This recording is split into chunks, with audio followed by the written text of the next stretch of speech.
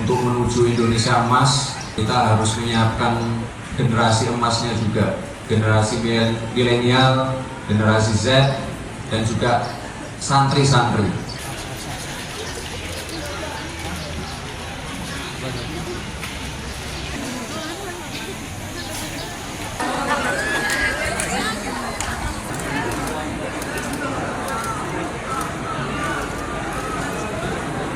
Yang saya hormati juga, ini saya baru tahu ternyata alumni pondok ini punya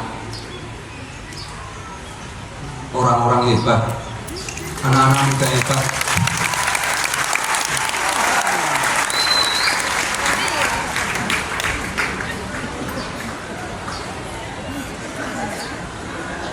Mohon izin Bapak, ini hari kedua saya di Makassar. Ini saya akan terbang ke Toraja. Terima kasih sekali untuk penyambutan, dan terima kasih juga saya sudah diizinkan untuk bersilaturahmi, berkenalan dengan keluarga besar pondok yang ada di sini. Ini penyambutannya luar biasa sekali. Bapak Ibu, adik-adik yang saya hormati, beberapa minggu yang lalu saya sudah pernah memaparkan pada waktu deklarasi, saya memaparkan masalah dana abadi pesantren.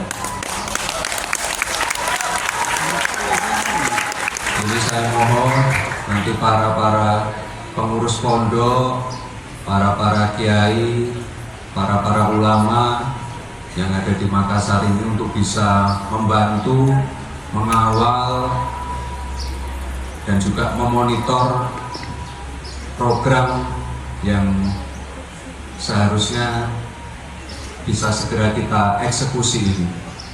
Jadi nanti di luar dana abadi pesantren, kami sebenarnya juga sudah menyiapkan beberapa program yang benar-benar fokusnya ke santri, anak-anak muda. Jadi untuk menuju Indonesia emas, kita harus menyiapkan generasi emasnya juga, generasi milenial, generasi Z, dan juga santri-santri. Ini kan sekarang sudah era revolusi industri 5.0. Ya, saya berharap juga santrinya 5.0 juga. Jadi kita pengen, saya yakin santri-santri yang ada di sini pintar ngaji, ilmu agamanya tinggi, tapi kita pengen juga santri-santri itu punya jiwa kewirausahaan. Santri-santri, karena ini anak-anak muda semua, kita pengen punya santri-santri yang ngerti programming, santri-santri yang ngerti coding, santri-santri yang mengerti, yang menjadi ekspertis di bidang pertanian, bidang pertambangan, atau santri-santri yang nanti dakwah menggunakan media online, santri-santri yang ngerti digitalisasi. Itu nanti yang pengen kita harapkan. Jadi kita pengen santri itu bisa menjawab tantangan zaman, santri itu bisa memenuhi kebutuhan industri. Nah, itu nanti yang akan kita tekankan selain program dana abadi pesantren. Oleh karena itu, ini saya mohon, mumpung sekarang sudah ngumpul semua, ini keluarga besar Muhammadiyah yang ada di Makassar, ya saya mohon jika ada masukan-masukan, saran-saran, ataupun evaluasi atau kritik yang sekiranya nanti bisa memperkaya visi misi kami, program-program kami, silahkan nanti bisa disampaikan ke saya. Tahun lalu Bapak Ibu, Solo itu juga menjadi tuan rumah Muktamar Muhammadiyah.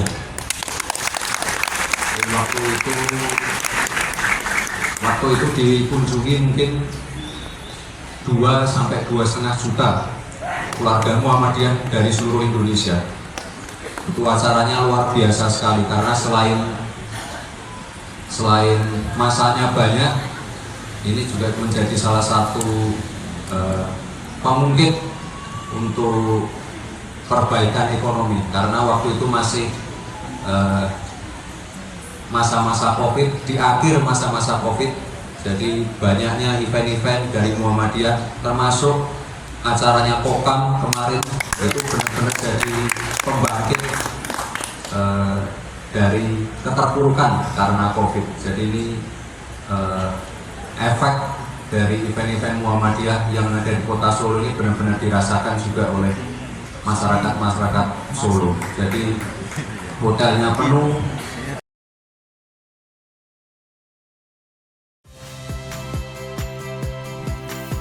Saya Radi Saputro. Saksikan program-program Kompas TV melalui siaran digital, pay TV dan media streaming lainnya. Kompas TV, independen, terpercaya.